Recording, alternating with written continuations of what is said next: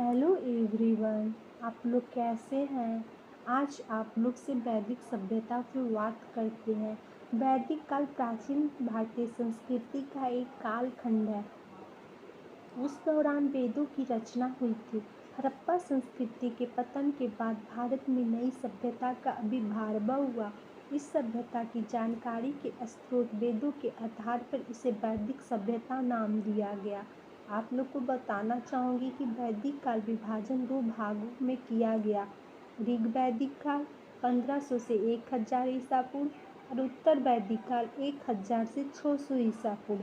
आर्य सर्वप्रथम पंजाब और अफगानिस्तान में बसे थे।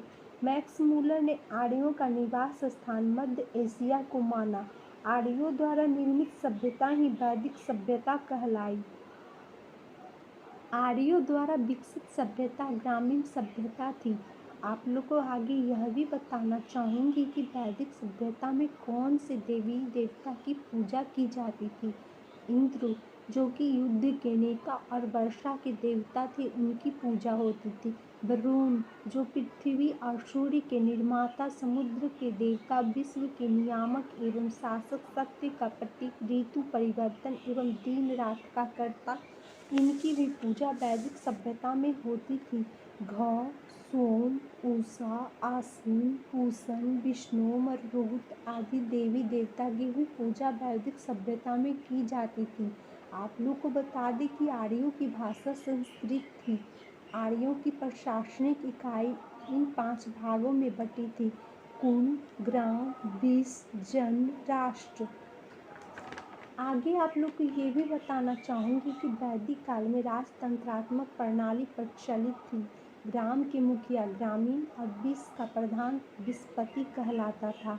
जन के शासक राजन कहा जाता था। राज्य अधिकारियों में पुरोहित और सेनानी प्रमुख थे। शासन का प्रमुख राजा होता था। राजवंशानुगत तो था ही, लेकिन जनता उसे हटा दी थी। विशेष का प्रधान जन होता था। राजा युद्ध का नेतृत्व करता था। उसे कर वसूलने का अधिकार नहीं था। जनता अपनी इच्छा से जो देती थी, राजा उसी से खर्च चलाता था। आप लोग को बता दें कि वैदिक सभ्यता में 12 रत्न इस प्रकार थे: पुरोहित राजा का प्रमुख, ग्रामदर्शिता सेनानी सेना का प्रमुख, ग्रामीण ग्राम का सैनिक पदाधिकारी, महिषी राजा की पत्नी, सूत राजा का सारथी, क्षत्रिय प्रतिहार संग्रहित कोषाध्यक्ष, भागदूत कर एकत्र करने वाला अधिकारी, अक्षवाप लेखाधिकारी, गोवीकृत वन के अधिकारी। आप लोग को यह भी बताना चाहूँगी कि वैदिक समाज में ब्राह्मण, क्षत्रिय, वैश्य और शूद्र में विभाजित थे।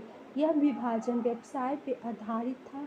वैदिक सभ्यता यानी ऋग्वेद के 10वें मंडल में कहा गया है। लेकिन ब्राह्मण परम पुरुष के मुख से, क्षत्रिय उनकी भुजाओं से और वैश्य उनकी जांघों से और शूद्र उनके पैर से उत्पन्न हुए थे। आगे आप लोग को यह भी बताना चाहूँगी कि उस समय के महत्वपूर्ण महाकाव्य महाभारत और रामायण थे। महाभारत को जय संहिता भी कहते थे। आप लोग को यह भी बताना चाहूँगी कि ऋग्वेद में धातुओं में सबसे पहले तांबे या कांसे का जिक्र किया गया। उस समय सोना और चांदी से भी लोग परिचित थे।